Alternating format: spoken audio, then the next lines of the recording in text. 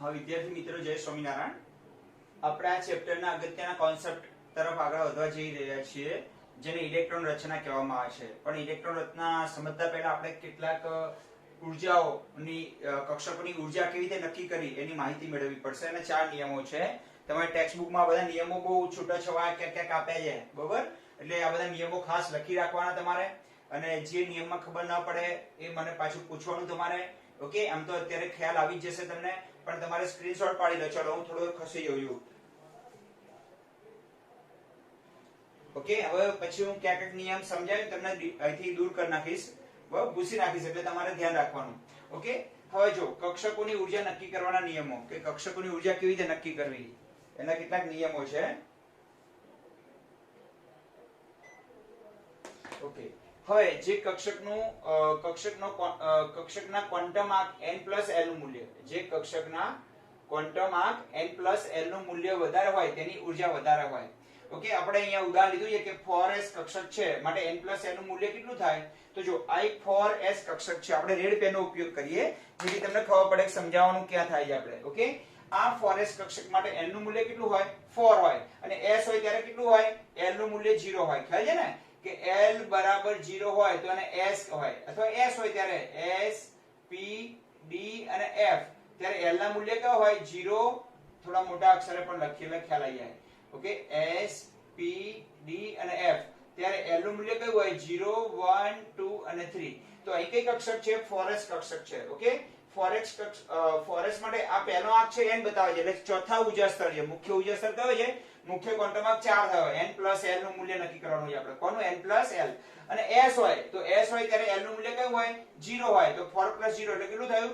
4 થયું. અને 3d કક્ષક માટે જોઈએ. ચલો 3d માટે n+l નું મૂલ્ય નક્કી કરીએ. n બરાબર કેટલા કહેવાય? 3 કહેવાય. અને l એટલે d છે, તો d હોય તો કેટલા આવશે? 2 આવશે. એટલે 3 + 2 એટલે કેટલું થયું? 5 થયું. તો બંનેનું શું નક્કી કર્યું આપણે? 4s માટે n+l નું મૂલ્ય નક્કી કર્યું, જે 4 થયું. અને 3d માટે પણ n+l નું મૂલ્ય નક્કી કર્યું, જે 5 થયું. હવે કયું વધારે આવે છે? 4 કે 5? તો 5 વધારે આવે. તો જેનું n+l નું મૂલ્ય વધારે આવે એની ઉર્જા વધારે હોય. તો એવું કહેવાય કે 3d ની ઉર્જા 4s કરતા વધારે છે. ઓકે, હવે એક બે ઉદાહરણ લઈએ. તો પહેલો નિયમ ખબર પડી ગયો. કોઈ પણ કક્ષક આપી હોય તમને, 4s હોય કે 3d હોય, તો એનો n+l ગણી નાખવાનો. તો પહેલો આંકડો n બતાવે, અને l કોના પરથી નક્કી થાય? અહીં spdf ઉપરથી l ના મૂલ્ય હોય છે. 0 1 2 3 એ પ્રમાણે ચાલતા હોય આગળ. તો n+l નું મૂલ્ય જેનું વધુ આવે એની ઉર્જા વધારે હોય. તો 4s કરતા 3d નું કેટલું આવે છે? વધારે આવે છે. 4s નું 4 આવે છે અને 3d નું 5 આવે છે. તો જેનું વધારે હોય એની ઉર્જા કેવી હોય? વધારે હોય. તો બે કક્ષકોની ઉર્જાની સરખામણી કરવી હોય તો તમે કરી શકો કે ના કરી શકો? ઓકે, ચલો આ નિયમને આપણે બીજા ઉદાહરણથી સમજવાનો પ્રયત્ન કરીએ. આ જ નિયમ છે અને આપણે બીજા ઉદાહરણથી શું કરીએ? આપણે સમજીએ. ચલો આપણે એ લખ્યું તો એ રાખવું જ પડશે આપણે કે s p d અને f હોય. ચલો એના l ના મૂલ્યો કેવા હોય? અહીંયા 0 હોય, અહીંયા 1 હોય, અહીંયા 2 હોય અને અહીંયા 3 હોય. ઓકે, હવે ચલો એક બીજું ઉદાહરણ લઈને આપણે સમજવાનો શું કરીએ? પ્રયત્ન કરીએ. ઓકે, ચલો આપણે એક કક્ષક લઈએ. ધારો કે 4p છે. ઓકે, અને 5d છે. ઓકે, આના માટે આપણે નક્કી કરીએ. અથવા 4s 3s 3p અને 4d છે, 5d છે. ચલો આના માટે n+l નું મૂલ્ય નક્કી કરીએ. ચલો n કેટલા છે? અહીંયા 3 અને અહીંયા કેટલા છે? 5. હવે l p હોય તો કેટલા હોય? l બરાબર 1 હોય, તો અહીં 3 + 1. અને d છે તો કેટલા હોય? 2 હોય. ઓકે, તો 3 + 1 એટલે 4 અને 5 ને 2 7. તો કોનું વધારે આવ્યું? n+l નું મૂલ્ય 5d નું. તો 5d ની ઉર્જા કોના કરતા? 3p કરતા વધારે હોય. ચલો હજુ ખ્યાલ ના આવે તો બીજું એક ઉદાહરણ લઈએ આપણે, એટલે તમને વધારે ખ્યાલ આવે. ઓકે, ચલો 2p અને 3d છે. sp અને d 3p. ચલો આ બેનું ઉદાહરણ લઈએ. ચલો આના માટે n+l નું મૂલ્ય નક્કી કરો. n કેટલા છે? 2. અહીં n કેટલા છે? 3. p એટલે કેટલા આવશે? 1 + 1 એટલે 2 ને કેટલા થાય? 3. અને 3 ને કેટલા થાય? 4. તો આનું કેવું આવે છે? વધારે. તો 3p ની ઉર્જા 2p કરતા વધારે છે. ચલો ખબર પડી ગઈ? હા અથવા ના? ખ્યાલ આવી ગયો કે ના આવી ગયો? તો n+l નું મૂલ્ય જેનું વધારે એની ઉર્જા વધારે. કારણ કે આપણે ઇલેક્ટ્રોન રચના માટે પેલો આઉટ-બાઉટનો જે સિદ્ધાંત આવે છે એમાં કક્ષકોની ઉર્જા તમને નક્કી કરતા આવડે તો જ ખ્યાલ આવશે તમને. ઓકે, ચલો હવે એના પછી આપણે જોઈએ બીજો નિયમ ચેક કરીએ. ચલો જે કક્ષકો માટે n+l નું મૂલ્ય સમાન આવે, ચલો બંનેના મૂલ્યો સમાન આવે તો શું કરવું? ઓકે તો જેમાં n નું મૂલ્ય વધારે હોય, જેનું શું વધારે હોય, n નું મૂલ્ય, એની ઉર્જા વધારે હોય. આપણે અહીંયા બે ઉદાહરણ લીધા છે, 4p અને 3d નું ઉદાહરણ લીધું છે. ધારો કે 4p છે અને 3d છે. ઓકે અહીંયા આપણે પાછું હતું એ લખવું પડશે, વારંવાર ભૂસી નાખીએ છીએ આપણે spdf. અહીંયા l ના મૂલ્યો કયા હતા, 0 1 2 અને 3. ચલો હવે અહીં આપણે l plus n નક્કી કરીએ. n કેટલા છે, 4 છે. અહીં કેટલા છે, 3 છે. p હોય તો કેટલા નક્કી થાય, l 1 થાય. અને અહીંયા d હોય તો કેટલા નક્કી થાય, 2 થાય. તો અહીંયા 4 ને 5 નક્કી થયું અને અહીંયા પણ 5 આવ્યું. તો આવા સંજોગોમાં શું કરવું કે જ્યારે બે કક્ષકો હોય અને બંનેનું n + l નું મૂલ્ય સમાન આવે ત્યારે શું કરવું, તો જેનું n નું મૂલ્ય વધારે હોય એની ઉર્જા વધારે હોય. ચલો આમાં l નું મૂલ્ય, n + l નું મૂલ્ય તો બેનું સરખું આવે છે, તો n જોવાનો. n કોનો વધારે છે, 4p નો. તો 4p ની ઉર્જા 3d કરતા વધારે હોય. ચલો ખબર પડી ગઈ. જ્યારે n + l નું મૂલ્ય સરખું આવતું હોય બંને કેસમાં, એવા કેસમાં તમારે n નું મૂલ્ય જોવાનું. n નું મૂલ્ય અહીં 3 છે અને અહીંયા 4 છે, તો 4p ની ઉર્જા કોના કરતા વધારે હોય, 3d કરતા વધારે હોય. ચલો બીજો નિયમ ખબર પડી ગયો. ત્રીજો નિયમ છે, મુખ્ય ક્વોન્ટમ સરખો હોય ત્યારે એવી કક્ષકોનો ઉર્જાનો કર્વ હંમેશા s કરતા p, p કરતા d અને d કરતા f ની વધારે હોય. ફોર એક્ઝામ્પલ મેં ઉદાહરણ આપ્યું છે કે 4s હોય, 4p હોય, 4d હોય અને 4f હોય. એનો મુખ્ય ક્વોન્ટમ જો અહીંયા કયો છે, અહીંયા બધામાં 4 છે. તો જો અહીંયા પણ 4, અહીંયા પણ 4, અહીંયા પણ 4 અને અહીંયા પણ 4 છે.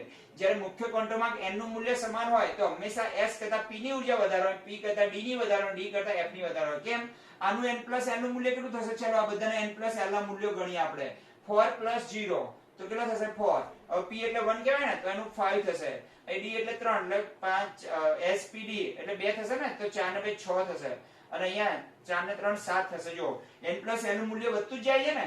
હા, એટલા ઉપરથી આપણે વારંવાર યાદ ન રાખવું હોય, ઘણું હોય તો જ્યારે મુખ્ય ક્વોન્ટમમાં n નું મૂલ્ય સરખું હોય ત્યારે હંમેશા s કરતા p, p કરતા d અને d કરતા f ની ઉર્જા વધારે હોય. તો 4s કરતા 4p ની ઉર્જા વધારે હોય, 4p કરતા 4d ની અને 4d કરતા 4f ની. ક્યારે, જ્યારે મુખ્ય ક્વોન્ટમમાં સરખો હોય ત્યારે.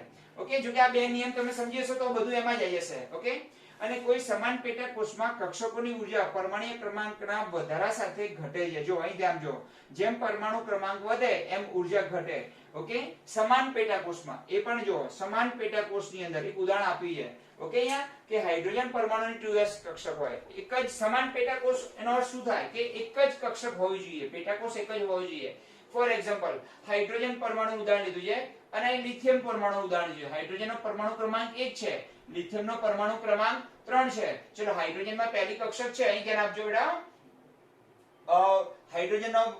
હાઇડ્રોજનમાં 2s કક્ષક આવે, માનો હાઇડ્રોજનની 2s કક્ષક અને લિથિયમની 2s કક્ષક છે. ઓકે, તો આ બેમાં કોની ઉર્જા વધારે ગણવી, હાઇડ્રોજનની 2s કક્ષક કે લિથિયમની 2s કક્ષકની? તો હાઇડ્રોજન આ બંનેમાં જો પેટા કક્ષક કેવી છે, સમાન પેટાકોષ હોય. ઓકે, તો જો પેટાકોષ સમાન છે, બંનેમાં 2s છે. અહીં પરમાણુ ક્રમાંક 1 છે અને પરમાણુ ક્રમાંક 3 છે. તો જેનો પરમાણુ ક્રમાંક વધારે હોય એની ઉર્જા ઓછી હોય. તો આ બંનેમાં કોના 2s ની ઉર્જા ઓછી હોય, તો હાઇડ્રોજન કરતા લિથિયમની પરમાણુ ક્રમાંક વધે એમ ઉર્જા ઘટે. ઓકે, અહીં ધ્યાન આપજો, એની ઉર્જા કેવી થાય, ઉર્જા ઘટે. ઓકે, અહીં પરમાણુ ક્રમાંક તો થાય છે, વધે છે. તો સમાન પેટાકોષની આપણે જો વાત કરીએ, બે અલગ અલગ તત્વો હોય, એના એક જ કક્ષક અથવા સમાન પેટાકોષ હોય, 2s 2s, હાઇડ્રોજનની 2s અને લિથિયમની 2s, એમાં કોની ઉર્જા વધારે હોય, તો અથવા જેમ પરમાણુ ક્રમાંક વધે એમ એની 2s ની ઉર્જા ઘટે, પણ પેટાકોષ સમાન હોવો જોઈએ. તો હાઇડ્રોજન કરતા લિથિયમની 2s કક્ષકની ઉર્જા ઓછી હોય, કારણ કે હાઇડ્રોજન કરતા લિથિયમનો પરમાણુ ક્રમાંક કેવો છે, વધારે છે. આને Z કહેવાય છે ને, પરમાણુ ક્રમાંક. તો જેમ પરમાણુ ક્રમાંક વધે એમ સમાન પેટાકોષમાં ઓકે ઉર્જા ઘટે.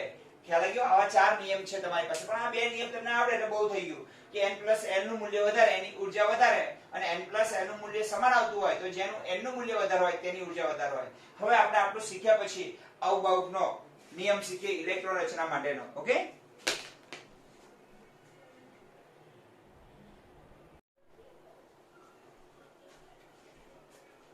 હા વિદ્યાર્થી મિત્રો, આગળ આપણે કક્ષકોની ઉર્જા નક્કી કરવા માટેના જે બંને નિયમો જોયા, 4 નિયમ છે. આમ તો અગત્યના પહેલા 2 નિયમ છે. ઓકે, એના આધારે આખો જે ક્રમ છે ને મેં બનાવ્યો છે, કક્ષકોનો ઉર્જા ક્રમ બનાવ્યો છે. અને આપણે આજે શીખવાના જઈ રહ્યા છીએ કે પરમાણુમાં ઇલેક્ટ્રોનની ગોઠવણી માટેનો આઉફ-બાઉનો સિદ્ધાંત સમજાવો. આઉફ-બાઉ એ કોઈ વૈજ્ઞાનિક નતો, પણ આઉફ-બાઉ શબ્દનો અર્થ થાય છે રચના અથવા ગોઠવણી. ઓકે, આવો અર્થ થાય છે કે આવખોબાહુ શબ્દનો અર્થ જર્મન ભાષામાં રચના અથવા ગોઠવણી એવો થાય છે. ઓકે, હવે આ સિદ્ધાંતને બે રીતે પ્રેઝન્ટેશન કરે છે આપણે, બે બોક્સમાં બંને રીતે કહી શકાય કે ધરા સ્થિતિમાં એટલે ગ્રાઉન્ડ સ્ટેટમાં તેની ઓછી ઉર્જામાં, પરમાણુ જ્યારે સૌથી નીચી ઉર્જામાં હોય ત્યારે એને ગ્રાઉન્ડ સ્ટેટ કહેવાય. ઓકે, ધરા સ્થિતિમાં કક્ષકો, પરમાણુની કક્ષકો, કોની કક્ષકો? પરમાણુની કક્ષકો.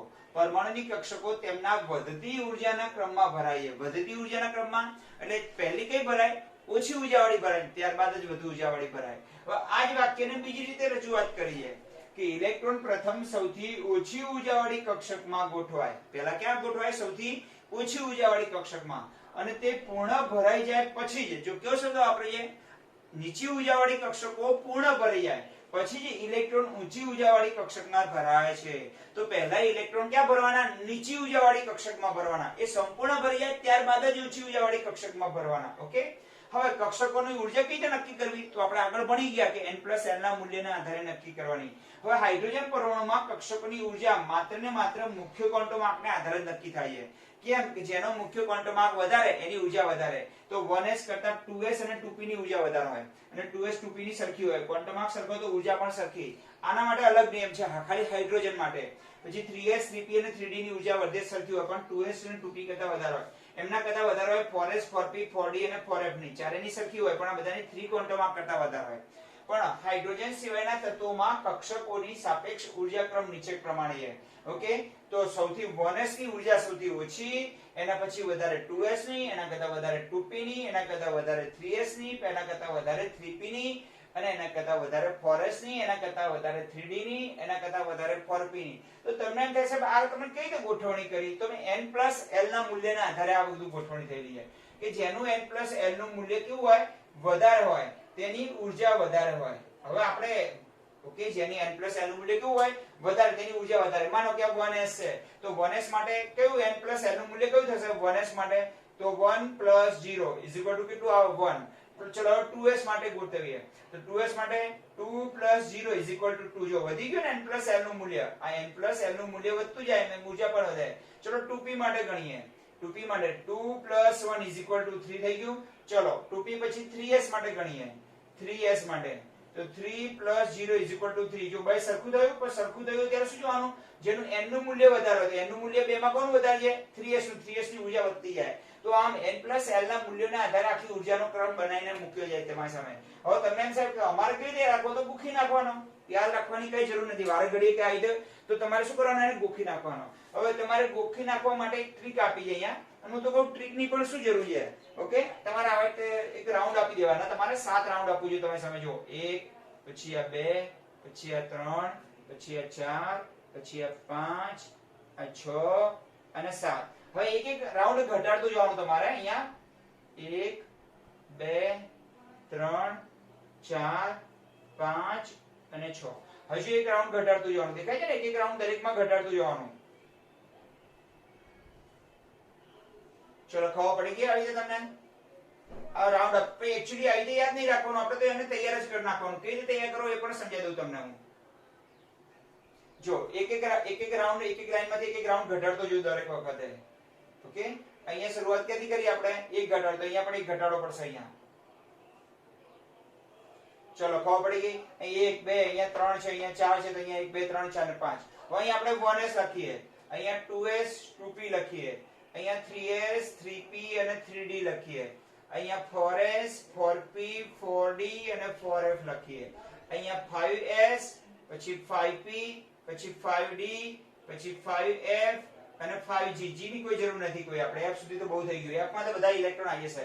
ઓકે, પછી 6s પછી 6p 6d પછી 6f. ઓકે, આગળ આગળ આવી ભરતા જાય. આટલા તો બહુ થઈ ગયા. એક એક ઘટાડતો ખબર પડી ગઈ ને? અને અહીંયા 7s પછી 7p sp પછી 7d અને 7f.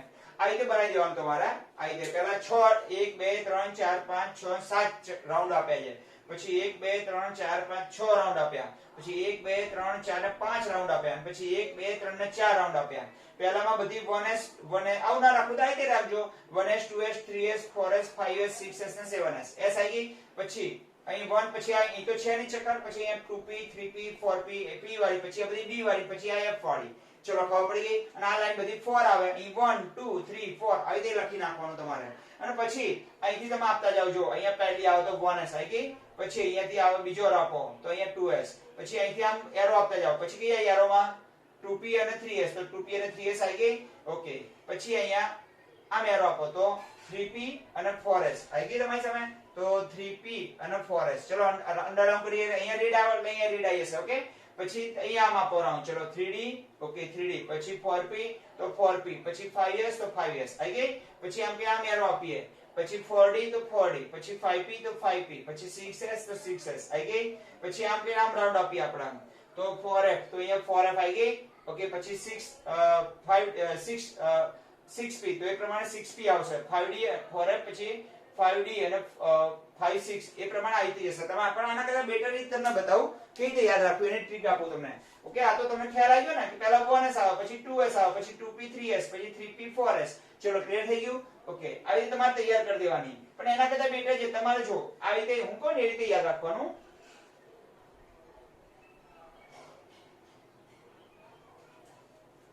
એક મિનિટ હો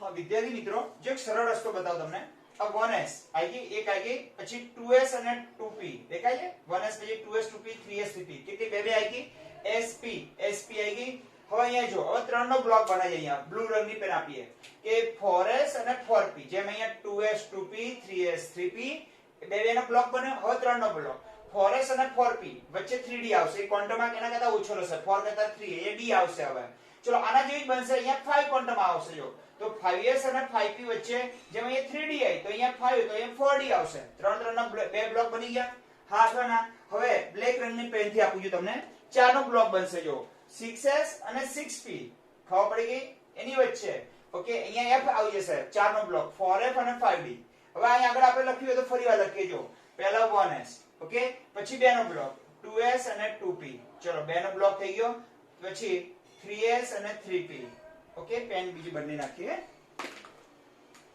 ચલો 1s પછી 2s 2p 3s 3p હવે કેટલાનો બ્લોક આવશે ત્રણનો બ્લોક આવશે કયો 4s અને 4p વચ્ચે કઈ આવશે 3d ચલો ખબર પડી ગઈ 2s 2p 3s 3p 4s 4p વચ્ચે 3d ચલો ત્રણનો આવવાનો બીજો બ્લોક મૂકો અહીં 4 ની જગ્યાએ 5 3 ની જગ્યાએ 4 અને અહીંયા 4 ની જગ્યાએ 5 તો 5s અને 5p વચ્ચે કઈ આવશે અહીં 3d આવી તો અહીંયા 4d આવશે ચલો આવડે ના આવડે ફરીવાર સમજો હવે કેટલાનો બ્લોક આવશે 6s હવે 6s અને 6p એની વચ્ચે બે આવશે તમારી સામે કેટલી આવશે અહીંયા વચ્ચે બે આવશે કઈ આવશે 4f અહીં જેમ 4d આવી તો એ કઈ આવશે 6p પહેલા 4d આવી તો અહીંયા 5d પણ 5d પહેલા એક મૂકી દેવાની 4f મૂકી દેવાની પછી આના જેવું જો 5 4 નો બ્લોક બનાવવાનો 7s અને 7p જેમ અહીંયા 4f આવે તો અહીંયા 5f અને અહીંયા 6d આવે બસ આટલા તો બધા ઇલેક્ટ્રોન તમારા આવી જશે હજુ એકવાર આપણે સમજવાનો શું કરીએ પ્રયત્ન કરીએ એટલે ખ્યાલ આવી જશે તમને ચલો પહેલા એક મૂકી દઈએ 1s ચલો મૂકી દીધી 1s હા અથવા ના ઓકે હવે કેટલાનો બ્લોક બનાવવાનો 2s અને sp નો બ્લોક બનાવવાનો 2s અને 2p આ નવો બે નો બ્લોક બનાવી દો બીજો કયો આવશે બોલો 3s અને 3p ચલો ખબર પડી ગઈ હવે 4s અને 4p વચ્ચે કઈ આવશે હવે અહીંયા આવશે ચલો અહીં મૂકીએ 4s અને 4p જેમ 2s 2p 3s 3p 4s અને 4p તો 4s અને 4p વચ્ચે આવશે 4 કરતા એક ઓછો ક્વોન્ટમમાં 3d આવી ગઈ ત્રણની આવો ત્રણ ત્રણનો બીજો બ્લોક બનાવો 5s અને 5p એના વચ્ચે કઈ આવશે પછી અહીં જેમ 3d આવી તો અહીંયા 4d ચલો ખબર પડી કે ના ખબર પડી હાથવાના કમ્પ્લીટ ખબર પડી ગઈ ને એવો જેમ બે કક્ષકોના બે બ્લોક બનાવ્યા sp વાળી તો sp વચ્ચે d આવે sp વચ્ચે d તો 3 બને અને spd પછી d વચ્ચે કઈ આવે f આવે ઓકે એ રીતે રાખવાનું હવે ફાઇનલી તમે મનમાં બોલજો જો આવડી જશે તમને ઓકે તો અહીંયા 1s પછી 2s 2p ચલો બ્લોક બની ગયો પછી sp નો બીજો બ્લોક બનાવો 3s 3p બની ગયું ચલો ક્લિયર પછી 4s અને 4p એના વચ્ચે કઈ આવશે 4s અને 4p વચ્ચે આવશે 3d ચલો ખબર પડી ગઈ કેટલાનો બ્લોક બને ત્રણનો આવો બીજો બનાવો ચલો 5s અને 5p 4s 4p જગ્યાએ 5s 5p 3d જગ્યાએ 4d ચલો ત્રણ તેના બની ગયા હવે ચાર નો બનાવો જો 5 આવી ગઈ એટલે કે આવશે 6. ચલો 6s અને 6p, જેમાં અહીંયા 5s અને 5p વચ્ચે કઈ આવી 4d આવી, તો 4d પહેલા કઈ આવશે 5d, અને 5d પહેલા એક ભરાશે 4f. કેટલાનો બ્લોક બનાવ્યો? 4 નો. ચલો આવો 4 નો બીજો બનાવો 7s અને 7p, s અને p વચ્ચે અહીં કઈ આવી 6s અને 6p, તો 7s અને 7p. અહીંયા 5d તો અહીંયા આવશે 6d, અને અહીંયા આવ્યું 4f તો અહીંયા આવશે 5f. ચલો ખબર પડી ગઈ. તો બે ના sp sp, પછી spd અને spd, ત્રણ ના અને spd અને f આવશે. અહીંયા કેટલાનો બ્લોક બનાવીએ? 4 નો બ્લોક બનાવીએ. ખબર પડી ગઈ? કારણ કે આવી ડિઝાઇન જો તમે મૂકીને બનાવે બેસો તો ઘણો બધો સમય તમારો વેડફાઈ જાય, કારણ કે એવું તમે યાદ રાખવા જાવ તો આખી ડિઝાઇન તૈયાર કરો, પછી આવો વળી તમે ઇલેક્ટ્રોન રચના માટેનો આખો ઊર્જાનો સ્તર તૈયાર કરો. ખ્યાલ આવી ગયો? આમાં n+l ના મૂલ્યના આધારે જ ગોઠવાયેલો છે. હજુ એકવાર કહેજો તમને ખ્યાલ આવ્યો તો. ખ્યાલ આવ્યો કે ના આવ્યો તમને? ઓકે 1s, પછી 2s 2p, sp, પછી 3s 3p, પછી 4s 4p વચ્ચે 3d, તો અહીંયા 5s અને 5p વચ્ચે 4d, 3 3 ના 2 બની ગયા. હવે 4 નો આવે 6s અને 6p, જેમાં અહીં 4d આવી તો અહીંયા 5d, 5d પહેલા 4f, અને આવો નવો બીજો બ્લોક આવશે. ચલો ખબર પડી ગઈ. તો આ રીતે તમારે શું રાખવાનો? ઊર્જાક્રમ. હવે આપણે આ રીતે બધા તત્વોની ઇલેક્ટ્રોન રચના લખીએ. હંમેશા તમારે એટલું યાદ રાખવાનું, s માં 2 ઇલેક્ટ્રોન ભરવાના. s માં કેટલા ભરવાના? હંમેશા s કક્ષકમાં હંમેશા 2 જ ઇલેક્ટ્રોન ભરાય. p માં 6 ભરાય. કેમ 6 ભરાય? કારણ કે p દરેક કક્ષકમાં 2 જ ભરાય. પણ p માં કેમ 6 ભરાય? કારણ કે p માં 3 પેટા કક્ષકો હોય છે, 3 બચ્ચા હોય છે ને, એટલે દરેકના 2 2 એટલે કેટલા થાય? 6. d માં હંમેશા કેટલા ભરવાના? 10 ભરવાના, અને f માં કેટલા ભરવાના? 14. કાકાને 7 બચ્ચા છે, દરેક બચ્ચાનું દરેક કક્ષકની 2 2 ગણો તો કેટલા થાય? 7 દુ ને 14. બસ આટલું યાદ રાખવાનું. s માં 2 ભરી જાય પછી p ભરવાની, p ભરી જાય પછી d ભરવાની, d ભરી જાય પછી f ભરવાની. આપણે અહીંયા આ ક્રમ રાખી અને અહીંયા ભરવાનો શું કરીએ? પ્રયત્ન કરીએ.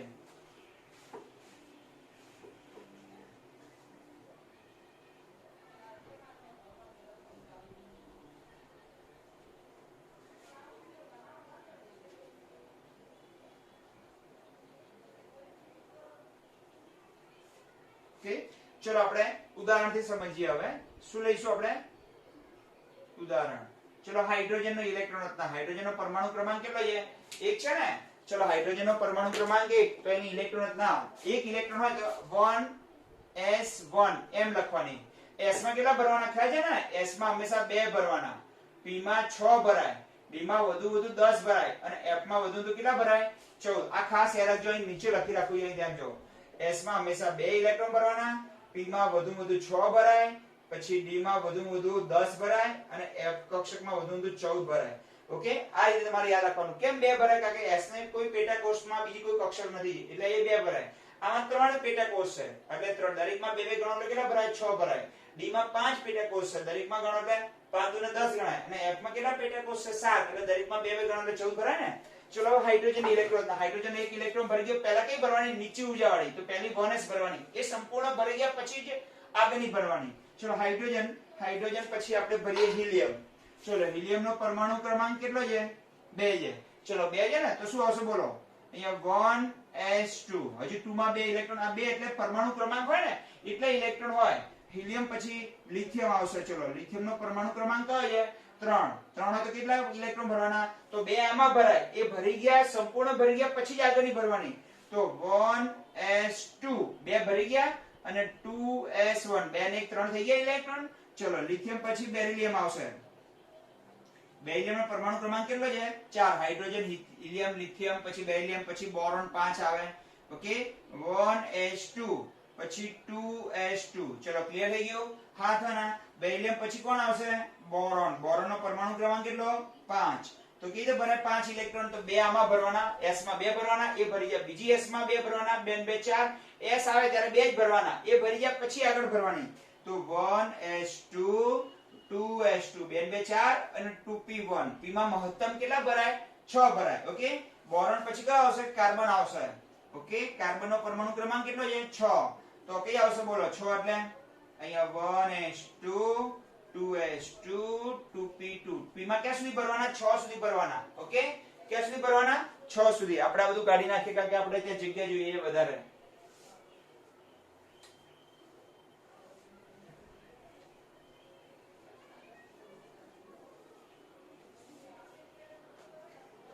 ચલો એના પછી આવે છે કાર્બન, કાર્બન પછી નાઇટ્રોજન, પરમાણુ ક્રમાંક કેટલો 7, તો પહેલા ઇલેક્ટ્રોન ક્યાં ભરાય 1s2 એટલે 2 2 4 અને હવે 2p આવશે 4, હવે કેટલા વધ્યા 3 વધ્યા, 7 માં કેટલા વધ્યા 3, તો અહીંયા 3 આવશે. અહીં ક્યાં સુધી ભરવાના, p માં 6 સુધી ભરી શકાય, એ ભરી જાય પછી આગળની ભરવાની. ઓકે, ચલો નાઇટ્રોજન પછી કોણ આવશે, ઓક્સિજન, અહીંયા 8 માં કઈ રીતે ભરાય, તો અહીંયા 1s2 2s2 પછી 2p4 4 5 6 7 8 થઈ ગયા, હજુ p માં 6 સુધી ભરી શકાય.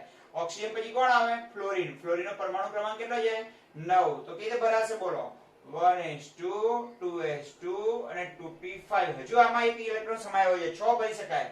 પછી કોણ આવે છે, નિયોન, નિયોન એ કેવું તત્વ છે, નિષ્ક્રિય વાયુ, ખબર છે તમને. ઓકે, પછી આપણે શોર્ટકટ પણ કઈ રીતે લખાય તમને સમજાવું. ચલો નિયોન માં કઈ રીતે લખાય 10 1s2 2s2 2p6, હવે 2p6 ભરી ગઈ એટલે આગળની ભરી પડશે. ઓકે, ચલો અહીં નિયોન પછી કોણ આવશે, સોડિયમ આવશે. સોડિયમનો પરમાણુ ક્રમાંક કેટલો 11, 11 એટલે કઈ રીતે લખાય 1s2 2s2 2p6. ચલો sp 2s અને 2p ભરી ગઈ, હવે 3s આવશે. કેટલા ઇલેક્ટ્રોન થયા 6 7 8 9 10 અને 1 11 થઈ ગયા, હજુ આમાં પાછો ભરી શકાય. ઓકે, સોડિયમ પછી કોણ આવે, મેગ્નેશિયમ આવે. કેટલો પરમાણુ ક્રમાંક છે 12, 12 હોય તો કઈ રીતે લખાય બોલો, 1s2 2s2 2p6 અને 3s2. ચલો 3s2 ભરી ગઈ 2, હવે 3s પછી 3p ભરાશે. ઓકે, મેગ્નેશિયમ પછી કોણ આવે, એલ્યુમિનિયમ, પરમાણુ ક્રમાંક કેટલો છે 13, તો અહીં કઈ રીતે લખાય બોલો, 1s2 2s2 2p6 3s2 અને 3p1. હવે p આવી ગઈ એટલે p માં કેટલા સુધી ભરી શકાય, 6 સુધી ભરી શકાય. એલ્યુમિનિયમ પછી કયું આવે, સિલિકોન આવશે. ઓકે, કોમ્પ્યુટર બનાવવા માટે વપરાય, પરમાણુ ક્રમાંક 14 છે.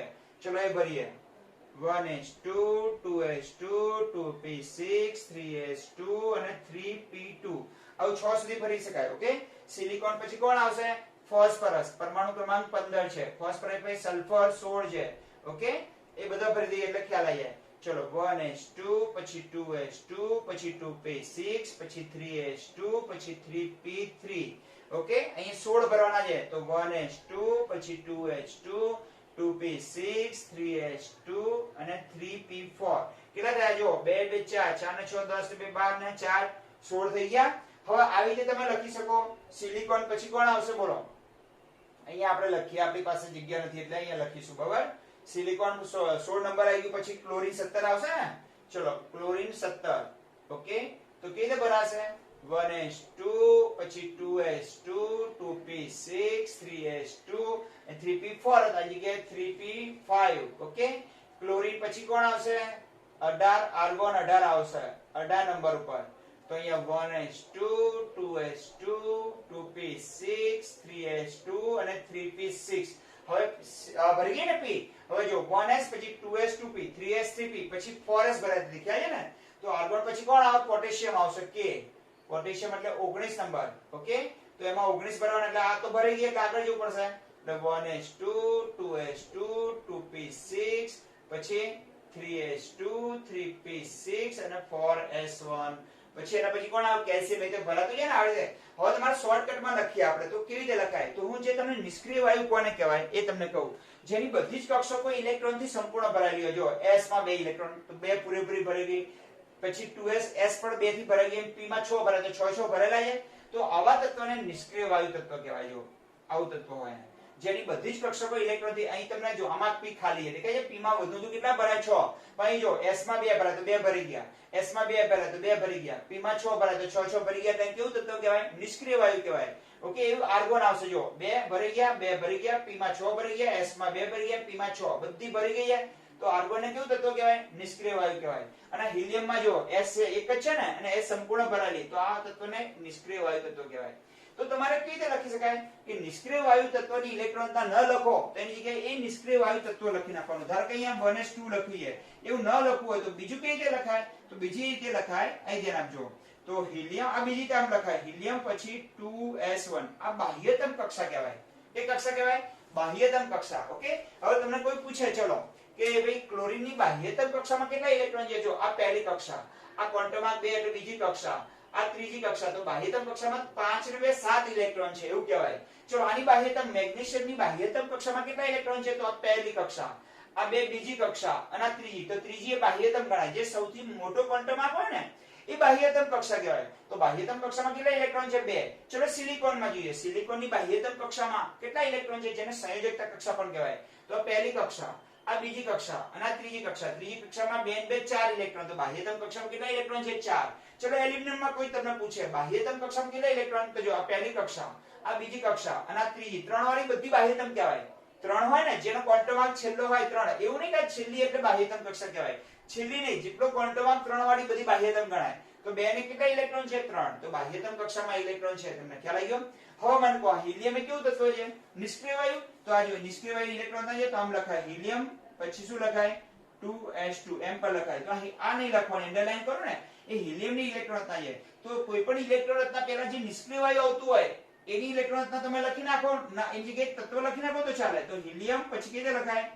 2s2 2p1. આ બાહ્યતમ કક્ષાની ઇલેક્ટ્રોન રચના ખાલી લખવાની. બાહ્યતમ કક્ષા સિવાયની ઇલેક્ટ્રોન રચનામાં તમે નિષ્ક્રિય વાયુ લખી નાખવાનું. ચલો અહીં 1s2 ની જગ્યાએ શું લખાય? હિલિયમ પછી 2s2 2p2. ઓકે. ચલો એ રીતે નાઇટ્રોજન માં કેવી રીતે લખાશે બોલો? બીજી રીતે લખવું હોય તો આ નાઇટ્રોજન આ બાજુ લખ્યું. કેવી રીતે લખાય? બીજી રીતે લખવું હોય તો આમ લખાય ને, હિલિયમ પછી આની જગ્યાએ હિલિયમ લખી નાખો, પછી શું રહે? 2s2 2p3. આવું પણ લખાય. ચલો ઓક્સિજન ની જગ્યાએ આ ન લખવું તો શું લખાય બોલો? હિલિયમ પછી 2s2 2p4.